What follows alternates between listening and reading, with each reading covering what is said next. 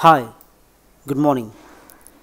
आजच्या या व्हिडिओमध्ये आपण हे जे काही माझ्या स्क्रीनवरती डिझाईन आहे हे कशा पद्धतीने आपण थीमिफायमध्ये इम्प्लिमेंट करू शकतो हे बघणार आहोत. ओके, त्यासाठी आपण स्टेप 1 पासून काम करूया. आपल्याला पहिल्यांदा एक पेज क्रिएट करायला लागेल. ह्याला मी हिरो बॅनर राईट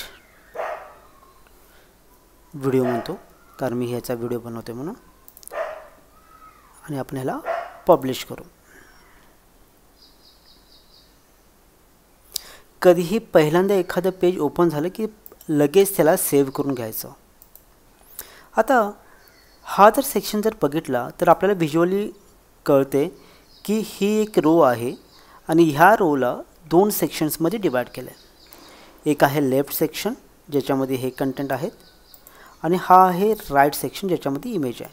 म्हणून आपण काय काम करूया, ह्या रोला जी की बाय डिफॉल्ट 1 मध्ये डिवायडेड आहे त्याला आपण 2 इक्वल कॉलम्समध्ये डिवाइड करूया.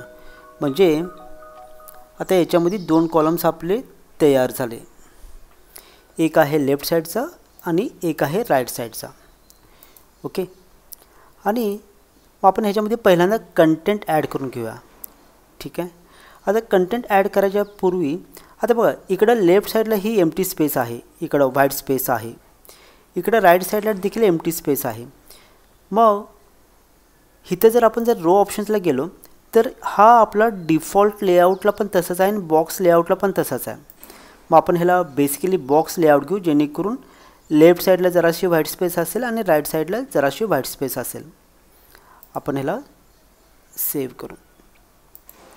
आता हा 2 सेक्शनचं लेआउट आहे, एक वेलकम आणि धिस इज आवर स्टोरी.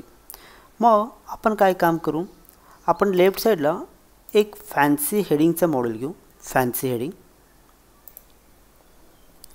आणि ह्या फॅन्सी हेडिंगमध्ये आपण ह्याला वेलकम नाव देऊ.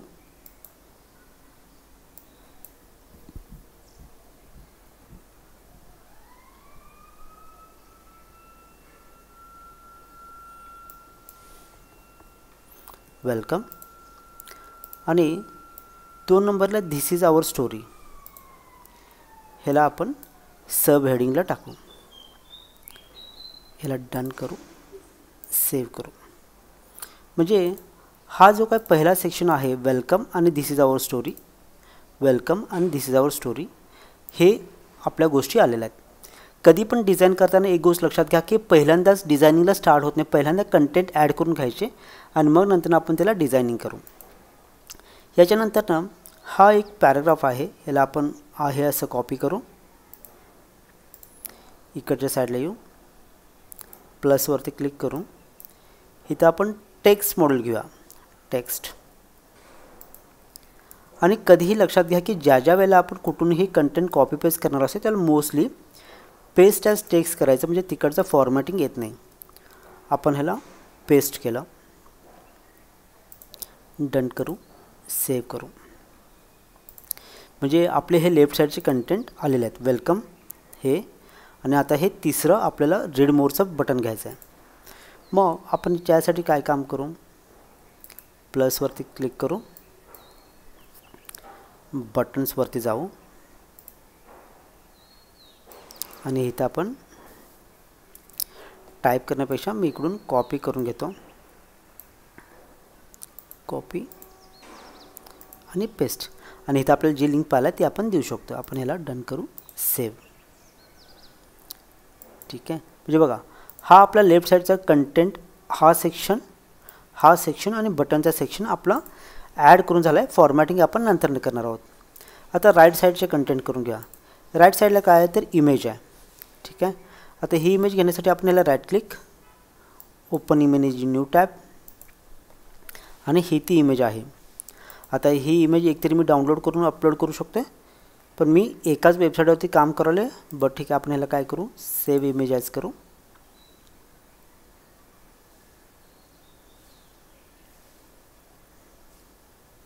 डाउनलोड्समध्ये मी इमेज कॉफी आपण नाव देऊ प्लस आता इकडे आपल्याला इमेज मॉडेल घ्यायला लागेल. इमेज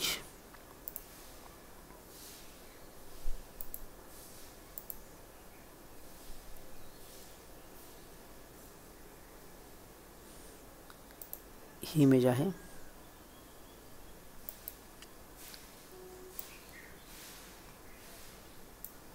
आणि ही इमेज आपण इन्सर्ट करू. याला आपण डन करू, सेव्ह करू. म्हणजे बघा आपलं on and average approximate content add झालेलं आहे. लेफ्ट साईडचे सगळे कंटेंट्स ॲड झालेत आणि राईट साईडची इमेज देखील आपली ॲड झाल्या. आता आपल्याला फॉर्मॅटिंगला स्टार्ट करायचं आहे. आता इथे जर आपण लक्ष देऊन बघितलं तर हे जे टेक्स्ट आहे हे सेंटरला आहे. हे जे टेक्स्ट आहे हे देखील सेंटरला आहे. आणि हे जे बटन आहे हे देखील सेंटरला आहे. आणि ही जी काय राईट साईडची इमेज आहे ही देखील सेंटरला आहे. मग सगळ्याच गोष्टी सेंटरला असल्यामुळे आपण इंडिव्हिज्युअली ह्याला सेंटरला, ह्याला सेंटरला, ह्याला सेंटरला आणि ह्याला सेंटरला करण्यापेक्षा आपण एक काम करू शकतो की आपण डायरेक्टली ते सेटिंग याच्या रोलाच ॲप्लाय करू. त्यासाठी मग आता आपण काय काम करू, इकडे जाऊ, ह्या रोला स्टायलिंगला जाऊ, फॉन्टला जाऊ आणि फॉन्टला डायरेक्टली आपण ह्याला सेंटर करू. म्हणजे हे कंटेंट आपले सेंटर झाले, हे देखील सेंटर झाले. ओके. आता याच्यामध्ये हे सेंटरला झालेलं नाही आहे. मग आपण सिम्पली काय काम करू, स्टायलिंग, ठीक आहे, आणि टेक्स्ट अलाइनमेंट जे आहे ती इथून आपण ह्याला सेंटरला अलाइनमेंट करू. ह्याला डन आणि ह्याला सेव्ह. म्हणजे ह्याच्यामध्ये जे काही हे सेंटरला होतं, हे सेंटरला आणि हे सेंटरला, ते आपल्या इकडं सेंटर, सेंटर आणि सेंटरला झालेलं आहे. याला आपण एकदा सेव्ह करून घेऊ. आत्ता जर आपण इकडे बघितलं तर हे सगळे कॅपिटलमध्ये आहे आणि हे सगळं कॅपिटलमध्ये आहे. मग आपल्याला करता काय काम येईल की इकडे जायचं, सेटिंग्स, हेडिंगला, फॉन्ट, आपल्याला ह्याला सगळं टेक्स्ट ट्रान्सफॉर्म अप्पर केस करायचं, कारण आपल्याला सगळं अप्पर केस पाहिलं, आपल्याला पुन्हा टाईप करायचं नाही आहे. आणि सब हेडिंगला देखील फॉन्टला आपल्याला ह्याला अप्पर केस करायचं आहे. ओके. म्हणजे हे देखील आपण अप्पर केस केलं, हे देखील आपण ह्याला अप्पर केस केलं. मग हे अप्पर केस झालं, इकडं अगदी प्रॉपरली आपल्याला दिसते. आता आपल्याला ह्याचा कलर चेंज करायचा. मग आपण काय काम करू, इकडे जाऊ, कलर पिकर टूल घेऊ आणि याचं एक्झॅक्टली कलर कुठला आहे ते बघू. आणि हा कलर आपण कॉपी केला. इकडे येऊ,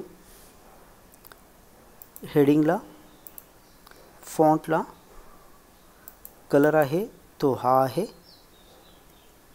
ओके. आणि सब हेडिंगला देखील फॉन्ट कलर आपला तोच आहे. म्हणजे दोन्ही ठिकाणी आपण त्याला अप्लाय केला. आता आपण जर व्यवस्थित बघितलं तर ह्याची फॉन्ट साईज काहीतरी वेगळी आहे. ठीक आहे. मग आपण काय काम करू, आपण ह्या पेजला जाऊ, आपल्याला बघायचं की फॉन्ट कुठला आहे आणि किती साईज आहे. आपण फॉन्ट्स निंजा नावाचा टूलला ॲक्टिवेट केला.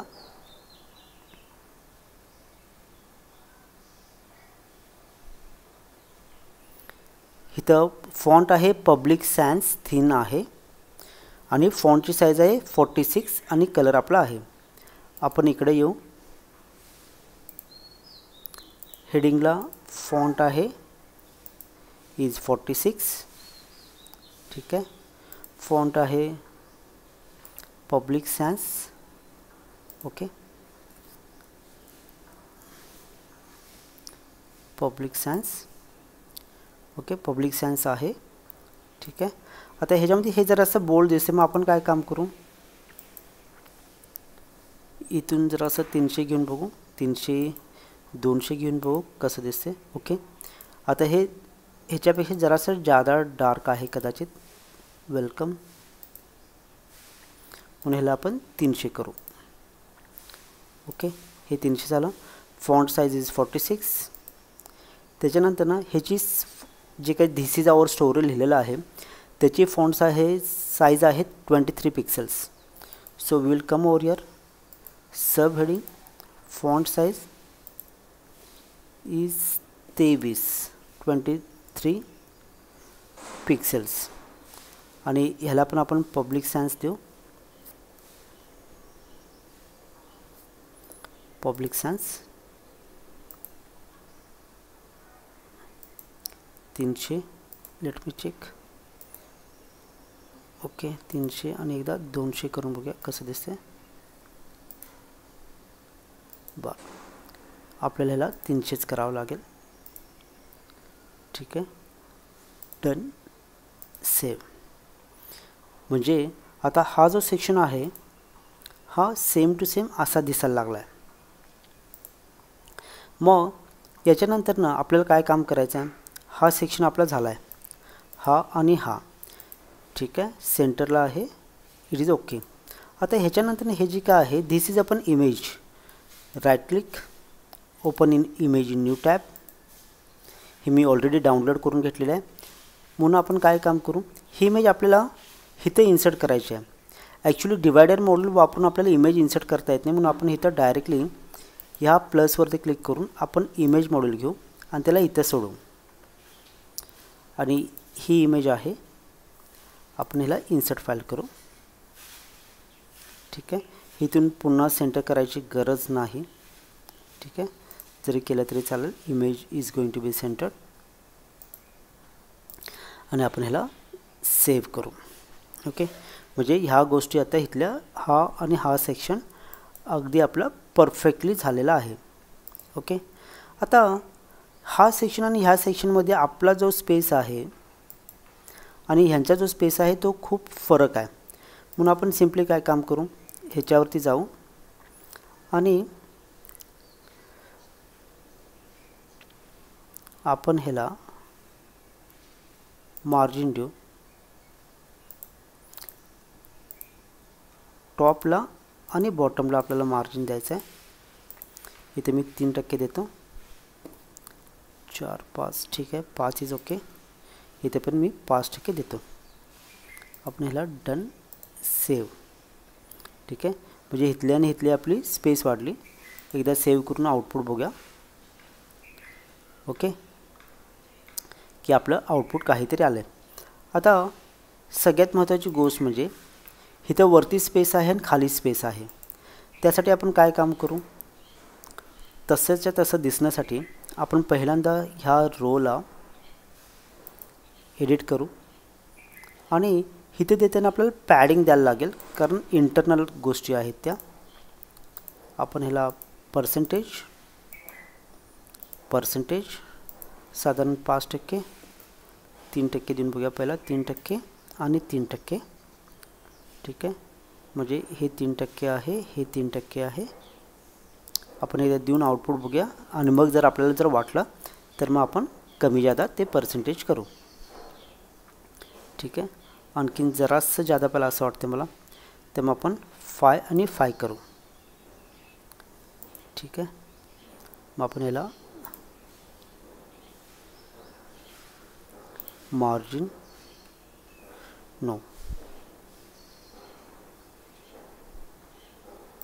पॅडिंग 4 5 आणि इथे पण आपण ह्याला 5 देऊया. डन. सेव्ह. क्लोज करू. ठीक आहे. आता हे बऱ्यापैकी ओकेमध्ये आहे. ठीक आहे. मग हा सेक्शन आपल्याला झालेला आहे. इथूनची स्पेस ओके आहे. हा सेक्शन झालेला आहे. आता बटन्सचं बघूया. आता बटनचा कलर आपल्याला असा द्यायचा आहे. आपण काय काम करू आपल्या इकडच्या बटनला येऊ.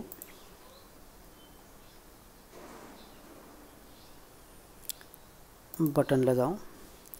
आता कधीही बटनला कलर देताना जर आपण बॅकग्राऊंडला जर कलर जर दिला तर तो अखंड असा अप्लाय होतो. त्यामुळे तो कलर कधीही इथं द्यायचा नाही. आपल्याला बटनला फक्त जर कलर पाहिजे असेल तर बटनच्या लिंकला कलर द्यायचा. आपण इथं बटन लिंकला जाऊ. बटन लिंकच्या बॅकग्राऊंड कलरला आपण तो कलर आपण ॲप्लाय करू. पण इथे जर बघितलं तर त्यातला टेक्स्ट व्हाईट आहे. म्हणून आपण काय काम करू बटनच्या लिंकला बॅकग्राऊंडला हा कलर आहे आणि जो काय लिंक आहे त्या लिंकला व्हाईट कलर आहे. ओके. असं आपण ह्याला दिलं. ओके, आणि हे जे काय टेक्स्ट आहे हे माझ्या अंदाजाने बोल्ड आहे, म्हणून आपण ह्याला जनरलमध्ये जाऊन फॉन्टला बोल्ड करू. ओके, ह्या गोष्टी इथेपर्यंत झाला. पण जर आपण इथे जर बघितलं तर ह्यांचं बटन मोठं वाटतं, म्हणून मग आपण काय काम करू, बटनला जाऊ, बटनला ह्याला लार्जला डिफाईन करू, लार्ज. दुसरी गोष्ट इथं हे स्क्वेअर बटन आहे, म्हणून आपण ह्याला स्क्वेअर्ड बटन म्हणू. त्याच्यानंतर ना ओके स्टायलिंगला जाऊ, बटनच्या लिंकला फॉन्ट आहे का ऑप्शन नाही आहे. ठीक आहे, त्यामुळे आपण जनरलला जाऊ आणि फॉन्ट साईज ह्याची डिफाईन करू. माझ्या अंदाजाने तिथं जी फॉन्ट साईज आहे ती आहे 16. ठीक आहे, okay 16 font size is okay. फक्त आता इथे जर बघितलं तर बटनच्या लेफ्टला, टॉपला, राईटला आणि बॉटमला स्पेसिंग आहे. ती स्पेसिंग ॲड करण्यासाठी आपण काय काम करू, बटनच्या लिंकला जाऊ आणि बटनच्या लिंकला टॉपवरून एक साधारण 20 पिक्सेल्स मी मार्जिन देतो, पॅडिंग 20 पिक्सेल लेफ्टला, आणि लेफ्टला आणि राईटला जरासं जादा म्हणून मी 40 पिक्सेल्स आणि 40 पिक्सेल्स असं आपण ह्याला पॅडिंग दिलो. ओके, आणि आपण ह्याला डन करू, सेव्ह करू. ठीक आहे, तर हा सेक्शन जो की आपण प्रॅक्टिससाठी घेतलेला हा सेक्शन आणि राईट साईडचा हा सेक्शन आता एक्झॅक्टली सेम टू सेम दिसत आहेत, अगदी परफेक्टली सेम टू सेम दिसत आहेत. ह्याच्यामध्ये काडी मात्रही फरक नाही आहे. ओके, आता ह्याच्यामध्ये जरासा फरक काय माहिती आहे का, की बघा हे जे काय आहे हे ह्याच्या सेंटरला आहे. मग आपण काय काम करू, इथे येऊ आणि ह्याला सेंटरला अलाइन करू. ठीक आहे, हां म्हणजे हा सेक्शन याच्या सेंटरला गेला. आपण ह्याला डन करू आणि एकदा आउटपुट बघू. ठीक आहे, सेम टू सेम सेक्शन झालेला आहे आपला. ठीक आहे, ह्यांचा जसा आहे तसा सेम टू सेम इकडचा सेक्शन झालेला आहे. ठीक आहे, तर अशा पद्धतीनं आपण थिमिफायचा जो रेडीमेड सेक्शन होता त्याची आज आपण प्रॅक्टिस केलेली आहे. ठीक आहे, आणि जे कोणी हा व्हिडिओ माझा बघतायत त्यांना ही रिक्वेस्ट आहे की त्यांनी देखील एक लेआउटची प्रॅक्टिस डेली करा, जेणेकरून आपला हात चांगला बसेल. कुठली गोष्ट कुठे इम्प्लिमेंट करायची आहे आणि ती कशा पद्धतीने इम्प्लिमेंट करायची आहे हे आपल्याला खूप चांगल्या पद्धतीनं कळेल. त्यामुळं डेली प्रॅक्टिसनं आपले कॉन्फिडन्स लेवल वाढेल आणि ज्याला आपण ॲक्च्युअलमध्ये काम करू त्याला आपल्याला खूप चांगले ऑप्शन्स अवेलेबल असेल. आता हाच सेक्शन मी जर थोडासा मुद्दानं मॉडिफाय करतो, ह्याला आपण डुप्लिकेट करून घेऊया खालच्या साईडला. ठीक आहे, आणि ह्याचं मी स्टायलिंग काढून टाकतो, रिसेट, आणि ह्याला फॉन्टला आपण लेफ्ट अलाइन करूया. ठीक आहे, तर बघा आता हा सेक्शन अगदी प्रोफेशनल सेक्शन आणि हा असं वाटायला आहे. ठीक आहे, कुठले अलाइनमेंट करायचं काय करायचं हे डिपेंड करते, पण कधी कधी सेंटर अलाइनमेंट देखील चांगली वाटते. त्यामुळे ही गोष्ट लक्षात ठेवा की ट्राय करायच्या आहेत आपल्याला गोष्टी. दरवेळेस एकाच गोष्टीला आपल्याला स्टिक राहायचं नाही आहे, कारण स्टिक राहिलो तर तेच लेआउट होतील आणि आपल्यामधली क्रिएटिव्हिटी नष्ट होईल. त्यामुळे दरवेळेस काहीतरी इनोव्हेटिव्ह करायचा प्रयत्न करायचा. आशा करतो की हा व्हिडिओ अगदी व्यवस्थितरित्या तुम्हाला समजलेला असेल. ठीक आहे, काही शंका असल्यास मला फोन करा, मला तुम्हाला मदत करायला आवडेल. Thank you very much.